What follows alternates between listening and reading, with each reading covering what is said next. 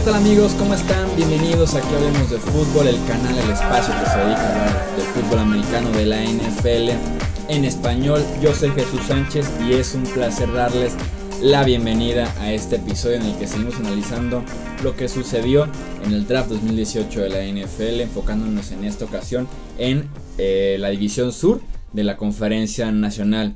En los controles operativos, como en cada episodio, está mi amigo Edgar Gallardo. Bienvenido, Edgar. Muchas gracias, Jesús. Ya listos para otro análisis más y los que faltan aparte. Sí, ya para cerrar esta semana tenemos el sur, el oeste de la NFC y ya seguiremos con contenido diferente. Si tienen ideas, justamente estamos platicando de juntas de, pues sí, el proceso creativo de las ideas que tenemos para el off-season. Si tienen alguna idea, ya saben que en los comentarios sin problemas nos la pueden dejar. Nos la vamos a robar. Sí, la realidad. Quede la advertencia. Pero sí, no, para que sea rico el off-season de Hablemos de Fútbol, sí tenemos 2-3 ideas, incluyendo el equipo de The Walking Dead, que ya nos lo pidieron también para este año. Quarterbacks novatos, top 10 de jugadores. Entonces sí tenemos varios conceptos ya para el off-season, pero sin duda alguna nos ayuda bastante su retroalimentación. Arrancamos entonces de una vez ya con el análisis. Empezamos con los Atlanta Falcons, que tomaron con la selección número 26 global a Calvin Ridley, el receptor de la Universidad de Alabama. Después se hicieron en la segunda ronda ya con Isaiah Oliver, el cornerback de Colorado. En la tercera ronda tomaron a Deadrin Senat, el defensive tackle de South Florida. En la cuarta ronda tomaron a Ito Smith, el running back de Southern Miss. En la sexta ronda tuvieron 2 picks, uno de ellos fue Russell Gage, el receptor de LSU, y el otro Foyeside Olokun, el linebacker de Yale. El draft de los Falcons creo que se puede resumir a las primeras 2 selecciones, ya que de la selección de la ronda 3 a las 2 picks que tuvieron en la sexta ronda son más un rol complementario, que los podríamos ver en equipos especiales, en algún rol muy específico en la defensiva o en la ofensiva, a diferencia de sus primeros 2 picks, que creo yo llegan tanto a la ofensiva como a la defensiva a tener un buen impacto. Creo me gustaron las 2 selecciones porque Atlanta me parece de los rosters más completos y que se pudieron dar ese lujo de tomar a un receptor, de tomar a un cornerback, a pesar de que son grupos fuertes. Les cae muy bien como en la profundidad de las posiciones. En el caso de Calvin Ridley ya tenían a Julio Jones, tenían ya a Mohamed Sanu. Justo en esta agencia libre se les fue Taylor Gabriel, el tercer receptor que tenía esa ofensiva, que explotó cuando estuvo con Kyle Shanahan en esa ofensiva de los Falcons. Ahora llega Calvin Ridley, quien llega creo yo a ser el número 3 en este primer año. Ya veremos con Mohamed Sanu cuando empiece a cobrar 8 millones la próxima temporada, que ya no estén garantizados, si los Falcons pueden tomar la ruta de quedarse nada más con Calvin Ridley, que es una opción más barata y más joven. Sabemos que eso se trata el draft de la NFL, tomar opciones más baratas y más jóvenes en las posiciones que necesitas o en un futuro que podrías necesitar, como es el caso de la posición de receptor. Ridley, que es un receptor completo, que te puede correr muy buenas rutas, que es bueno con el balón en las manos para generar yardas después de la recepción. Le hace falta el físico para ser un receptor número 1, fue lo que se criticó durante todo el proceso del draft.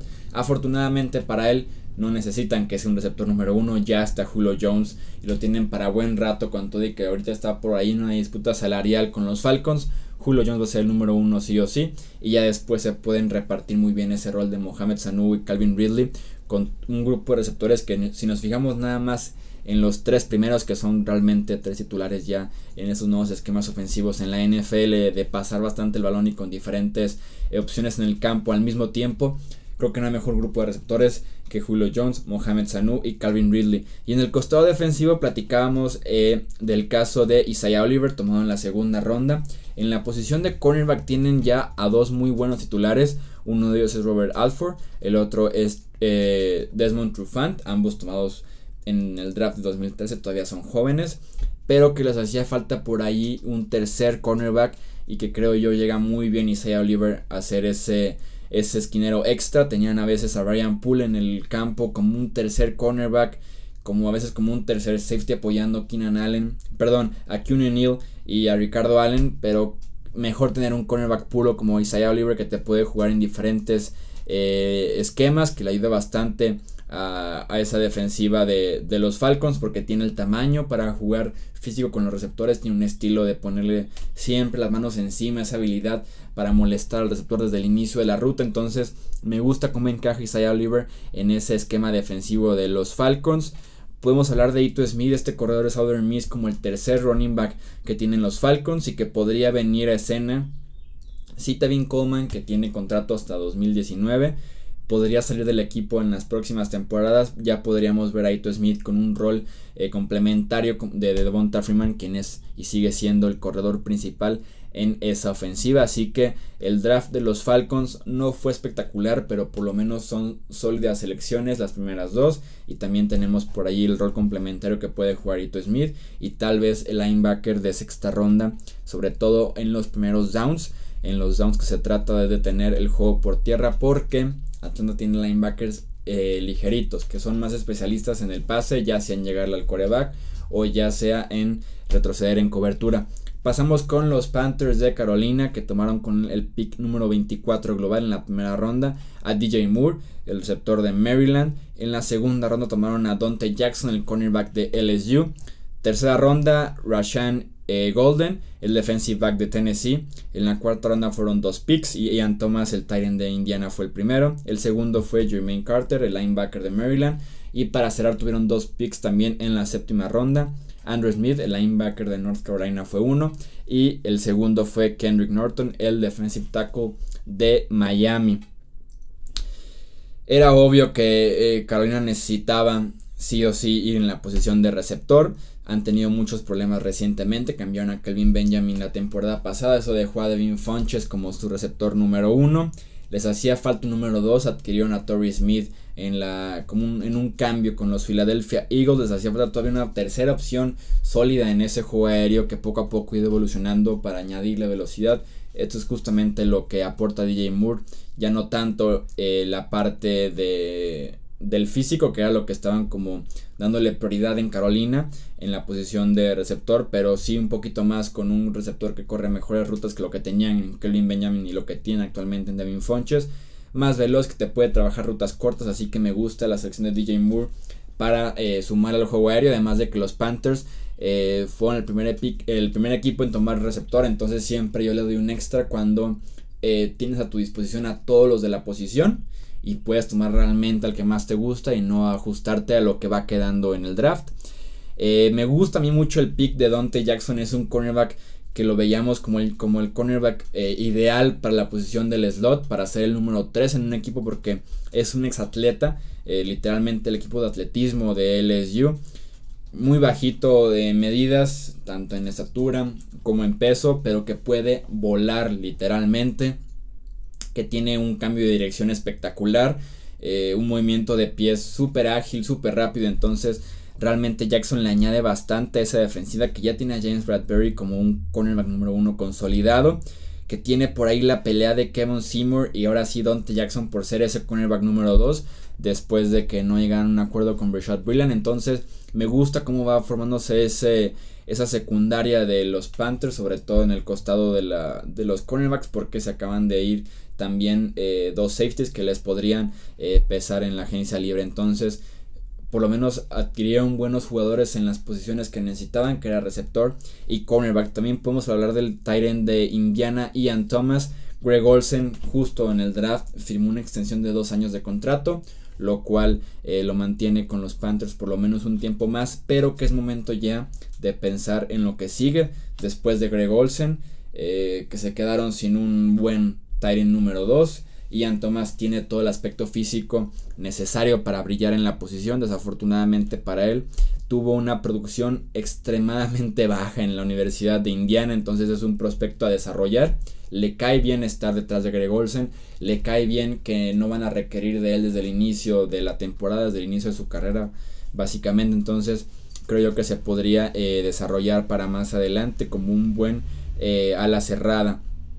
Me hubiera gustado que hubieran adquirido en la línea ofensiva a alguien, sobre todo para cubrir la baja que tuvieron en la agencia libre de Andrew Norwell, este guardia izquierdo que se fue a Jacksonville con un contrato récord para la posición. Creo que la línea ofensiva queda un poquito mal parada, sobre todo en esa posición de guardia izquierdo. Tal vez también en el costado derecho en la posición de tackle. Me hubiera gustado, como les decía, que hubieran invertido en la línea ofensiva, porque no lo hicieron en todo el draft. Se enfocaron más bien en el costado defensivo, excepto DJ Moore y Ian Thomas en el costado ofensivo. Entonces creo que les hizo falta por ahí invertir un poco más en la ofensiva, en la línea sobre todo. Y iba a criticar también que no adquirieron a ningún corredor para complementar a Christian McCaffrey, pero ya se hicieron de los servicios de CJ Anderson en la agencia libre, así que creo yo que se alinea bien ya como queda ese backfield con CJ Anderson y con McCaffrey. Pasamos entonces ya con los Saints de Nueva Orleans, que por ahí se llevaron todos los titulares en la primera ronda, al subir desde su posición al final de la primera ronda prácticamente hasta el número 14 para adquirir a Marcus Davenport, el defensive end de la Universidad de Texas San Antonio. Tuvieron que dar una primera ronda de la próxima edición del draft con los Green Bay Packers. En la tercera ronda se hicieron de Tre'Quan Smith, el receptor de Central Florida. En la cuarta ronda Rick Leonard, el tackle de Florida State. En la quinta ronda se hicieron de Nigel Jamerson, el safety de Wisconsin. Tuvieron 2 picks de sexta ronda, Cameron Moore, el cornerback de Boston College, y Boston Scott, el running back de Louisiana Tech. Y para cerrar tomaron a Will Clapp, el centro de LSU, ya en la séptima ronda. El problema fue con los Saints, que venían de una clase de novatos histórica en 2017, el precio que pagaron para adquirir a Marcus Davenport. Nueva Orleans le dio a Green Bay la selección 147, su selección, como les decíamos, de 2019 en la primera ronda del próximo año, para poder subir del 27 al 14 por un talento que sí es especial, como es el caso de Marcus Davenport, que es un pass rusher nato básicamente en esa posición, pero que le hace falta mucha técnica, además de que viene de una universidad pequeña como lo es la Universidad de Texas San Antonio. Entonces estás pagando mucho por un talento que sí es bueno, no es de lo mejor de la élite que tenía este draft de la NFL, y que no sé qué tanto te pueda contribuir desde su temporada de novato o incluso en su segundo año. Me queda claro que los Saints sí tienen una necesidad muy grande en la posición de defensive end. Tienen a Cameron Jordan como su único liniero defensivo productivo para llegarle al quarterback por los extremos. Entonces sí les hacía falta otro pass rusher que complementara a Jordan. Sí lo puede ser Marcus Davenport, pero ya veremos, porque el precio que pagaron por él es muy alto. Es de un defensivo que te tiene que producir sí o sí 10 o más capturas durante 4 o 5 años para poder balancear el precio que tuvieron que pagar para adquirirlo. El receptor que llega a Tre'Quan Smith es un complemento de lo que ya tienen, que es Michael Thomas. Ted Ginn, que se destapó muy bien la temporada pasada, y por ahí va a existir entonces la pelea por ver quién se queda con los snaps como tercer receptor. Tienen a Austin Carr, tienen a Cameron Meredith, que llegó de Chicago en la agencia libre, tienen a Tre'Quan Smith obviamente, entonces tienen a Brandon Coleman, este receptor muy alto que también brilla de vez en cuando en el slot. Entonces no sé qué tanto tenían la necesidad de ir por un receptor con la ronda número 3, teniendo ya las opciones de Meredith, que llegó en la agencia libre, de Brandon Coleman, que regresó en la agencia libre a Nueva Orleans. Entonces no comparto mucho esta posición de tercer receptor que tomaron como su segundo pick de todo el draft. Ojo con lo que pueda hacer Boston Scott, que llega a ser comparado con Dion Lewis como un talento de esos raros en la NFL, que puede ser difícil de taclear en el campo abierto, sobre todo cómo puede complementar a Mark Ingram y a Alvin Kamara, recordando también que Mark Ingram está suspendido por 4 partidos para iniciar la temporada. Will Clapp creo que tiene el potencial para ser el centro suplente detrás de Max Unger. Entonces la clase del draft de Nueva Orleans no me parece mala, pero sí es polémica y peligrosa entre comillas por el precio que terminaron pagando por Marcus Davenport. Para cerrar, hablemos de Tampa Bay, de los Buccaneers, que probablemente tuvieron el mejor draft de esta división sur de la NFC. No es porque sean mis Buccaneers, como ya saben en este podcast. Con el pick 12 igual tomaron a Vita Vea, el defensive tackle de Washington. Después tuvieron 3 picks de segunda ronda: Ronald Jones, el running back de USC, MJ Stewart, el cornerback de North Carolina, y Carlton Davis, el cornerback de Auburn. En la tercera ronda tomaron a Alex Capa, este tackle guardia de la Universidad de Humboldt State. Cuarta ronda tomaron a Jordan Whitehead, el safety de Pittsburgh. Justin Watson, el receptor de Pensilvania, fue su pick de quinta ronda. Y para cerrar con la sexta ronda tomaron a Jack Clichy, el linebacker de Wisconsin. Uno de los mejores drafts que ha tenido Tampa Bay recientemente, sobre todo porque complementa también muy bien lo que ya venían haciendo en la agencia libre, que es remodelar por completo esa línea defensiva que tantos problemas les había dado desde hace 4 o 5 años. Tienen ya a Gerald McCoy, un talento único en esa posición, que llegó desde 2010, que ya está probablemente en la recta final de su carrera. Complementa muy bien Vita Vea a Gerald McCoy, que es lo que no pudo lograr el año pasado prácticamente nadie en esa posición. Gerald McCoy, que es un defensive tackle mucho más ágil, de rapidez al iniciar la jugada, que te permite llegar al quarterback rápidamente, mientras que Vita Vea, con sus 330, 340 libras de peso, se dedica a ocupar espacio en el centro de la línea defensiva, lo que le permite a Tampa Bay tener por ahí los dos estilos de defensive tackle al mismo tiempo en el campo. Ya tenían a Jason Pierre-Paul, que llegó en un cambio con los Gigantes de Nueva York. Llegó también Vinny Curry, que llegó en la agencia libre proveniente de los campeones Eagles. Entonces, la línea defensiva de Tampa Bay pasó de ser la debilidad más grande que tenía esa defensiva, probablemente a ser la fortaleza más grande de la defensiva, y tal vez de la franquicia completa. Ronald Jones, el running back de USC, llega también a quitarle acarreos en ese backfield a Charles Sims, a Jacquizz Rodgers, si lo podemos considerar en ese draft. Mi problema con Ronald Jones es que es un running back que juega como si fuera un running back físico, cuando realmente su físico es alguien ligerito, de estatura y de peso. Entonces no sé qué tanto te pueda brindar partido tras partido. Un running back ligerito que le puedes pedir 20-25 carreos, no creo que los aguante Ronald Jones, pero que sin duda alguna es un talento especial, que tiene cambios de velocidad, que te puede atacar por dentro, por fuera. Le faltaría, creo yo, un poquito más paciencia y visión en la línea ofensiva, pero creo que puede ser un buen running back número 1, siempre y cuando lo complementen bien en ciertas situaciones con Charles Sims o con Jacquizz Rodgers en la posición de running back. Me gustó también que se dieran cuenta que tenían un espacio gigante en la posición de esquinero. Tenían solamente a Brent Grimes regresando casi ya con 40 años y siendo su mejor esquinero en esa franquicia. Tienen a Vernon Hargreaves, que llegó en la primera ronda hace 2 años y que no ha sido espectacular su carrera, o por lo menos el inicio de esta.